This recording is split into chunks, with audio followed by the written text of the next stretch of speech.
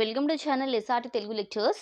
మనం ఈరోజు formal languages and automated theory or theory of computation వీడియోస్లో simplification of the context free గ్రామర్లో second step elimination of the epsilon or null productions అనే topic గురించి discuss చేద్దాం. మీకు కనుక వీడియో కంటెంట్ నచ్చినట్లయితే, అలాగే ఈ కంటెంట్ మీకు హెల్ప్ అవుతుంది అనిపిస్తే ప్లీజ్ ఈ ఛానల్ని సబ్స్క్రైబ్ చేయడం అయితే మర్చిపోద్దు.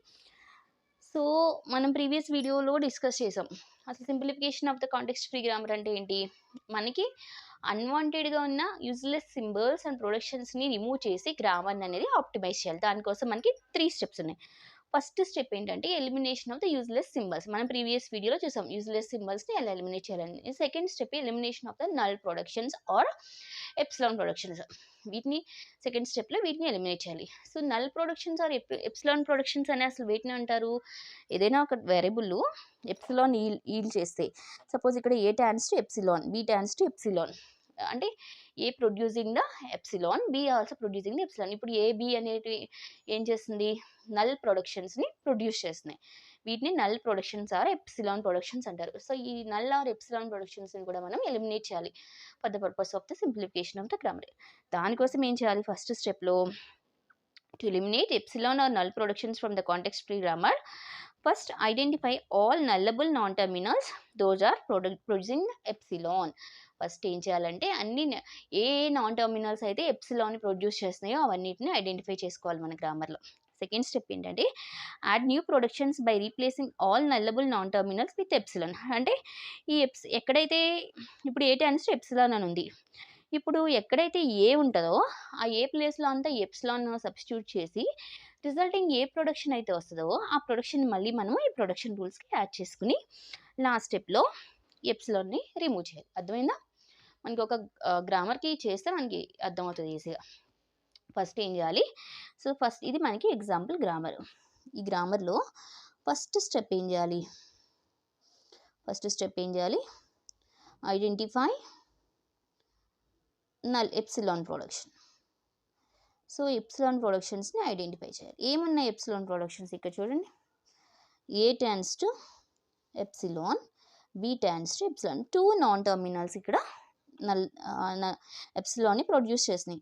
సో 2 ఎప్సిలాన్ ప్రొడక్షన్స్ ఉన్నాయి ఇక్కడ. సో ఇప్పుడు సెకండ్ స్టెప్లో ఏం చేయాలి, న్యూ ప్రొడక్షన్స్ని క్రియేట్ చేయాలి. ఎలాగా, ఎక్కడైతే ఈ నాన్ టర్మినల్స్ ఉన్నాయో ఆ నాన్ టర్మినల్ ప్లేస్లో ఈ ఎప్సిలాన్ సబ్స్టిట్యూట్ చేయడం ద్వారా న్యూ ప్రొడక్షన్స్ క్రియేట్ చేసి ఆ న్యూ ప్రొడక్షన్స్ని ఏం చేయాలి, అగైన్ ఈ ప్రొడక్షన్ రూల్స్కి యాడ్ చేయాలి. సో సెకండ్ స్టెప్లో ఏంటి, create new productions by substituting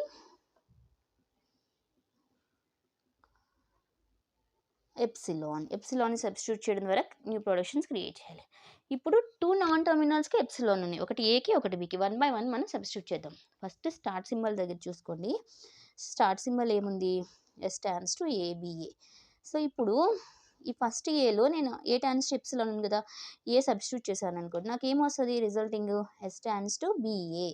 అలా కాకుండా ఈ లాస్ట్ ఏలో నేను ఎప్సిలాన్ సబ్స్టిట్యూట్ చేశాను అనుకున్నప్పుడు నాకేమొస్తుంది ఎస్ ట్యాన్స్ టు ఏబి.